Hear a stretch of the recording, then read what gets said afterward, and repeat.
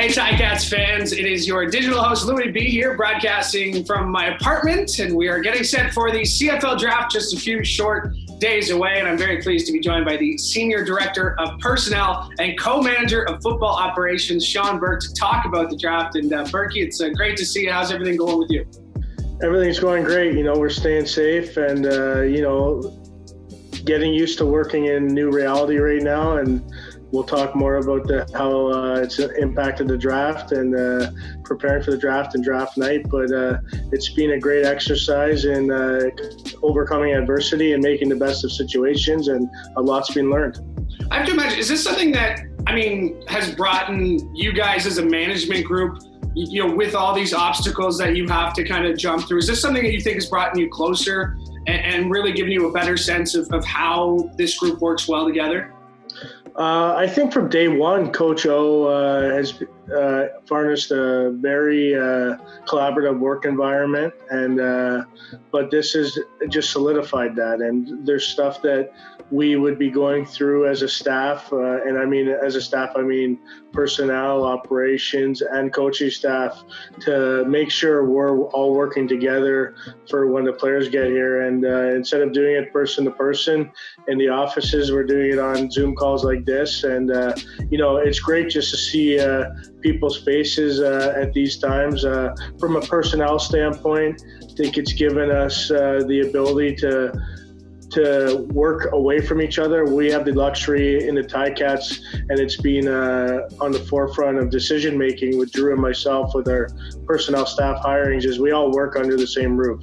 Many organizations do it differently and have guys working from here and there, and we sort of travel out from Hamilton, whereas other places sort of live somewhere and then they'll travel into their city. So it's let us extend our reach and learn how to maybe meet better when we're not all around in certain times of the year when we get back to normal. So, NFL training camp time, there's no excuse now to not get on a call and talk. Instead of having individual conversations, we can work collaboratively a little better. So it's been a great exercise. So, take us through draft night. Is there going to be anyone who is in the same room practicing social distancing, or is this something that you guys will all be doing from remote locations? No, the league's being, pretty tight on the rules. We would be allowed one person in the facility, but we're obviously going to work within what the rules are of our facility, which is closed down right now. So we're all going to be working remote from our homes or wherever we're using internet. I'm assuming everyone's using their home base, but we have one staff member that recently moved that's having some internet issues.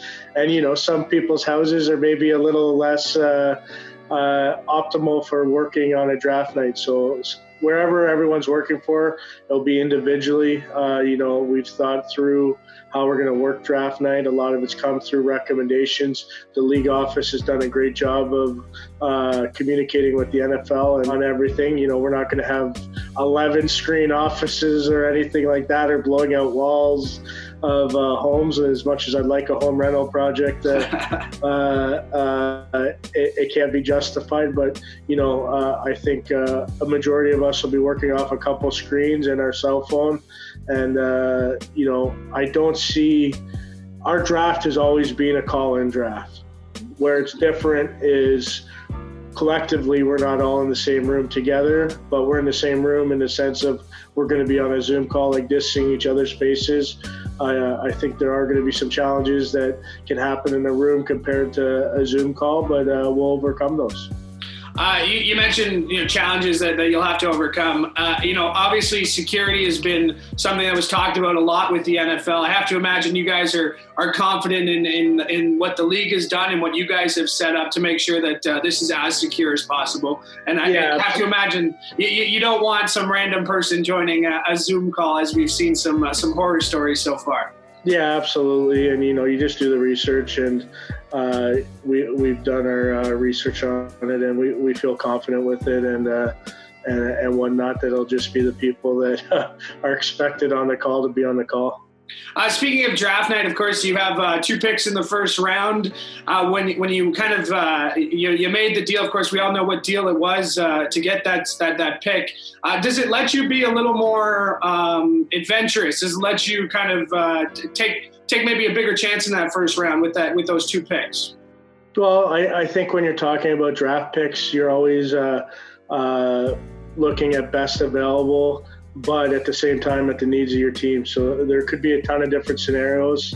Obviously, this weekend's NFL draft and post-draft with free agents will dictate the boards a bit of certain guys being available and not being available. But the luxury you have is you're always willing to improve your team, and how you go about that is different each year. And it will be different this year. We'll have a plan going in. Having 2 picks both this year and next year is obviously gives us great flexibility of what we believe will add pieces to making our team stronger. Obviously, this is challenging times for everybody in different circumstances, but we know TSN will be broadcasting. TSN 1150 will be doing a live draft show as well. Is it nice to kind of have this CFL draft as different as it is, some sense of normalcy when it comes to the CFL? I think for our fans and organizations, absolutely, it is for sure. From a personnel end, it's honestly, other than not being in the office, it's been the same, because this is our time to be in charge of the organization per se. Once the players get here, it's the coach's teams, and obviously Coach O is heavily involved with Drew and myself and the rest of the personnel staff's thoughts. But this is O's talked about it. It's his time to be involved with our side of the team in the off season, and we've continued. There was no excuses. We've continued to hit the ground and hit it running, be it CFL draft or global draft. So I think for us, it's the excitement of a lot of work. And Drew Alamang and Spencer Bohm lead the Canadian draft charge. And kudos for them for having to adjust on the fly and not using, not even sweating about it, just moving on. A lot of it can be credited to the resources we're given as an organization. Bob and Scott letting us do a lot of work in the forefront of getting ready for this Canadian draft in terms of visiting the schools and the resources that takes. But I think we felt well prepared well before the combine was canceled. And, obviously, I think every team would tell you that they wish they had the combine atmosphere and experience. But we don't think it's impacted the ability to get our jobs done by not having it. So it's the excitement. Draft day it's one of the best days of the year. It's a full collaboration of your entire organization. Drew and Spence have done an excellent job really talking with everyone in the organization, and everyone in the organization having input. So it's just pure excitement. Yeah, pure excitement. That's well said. And Berkey, that's where we'll leave this conversation. Looking forward to talking to Drew and Coach O later this week to get their thoughts. But thanks for doing this. Really appreciate it, and good luck at the CFL draft.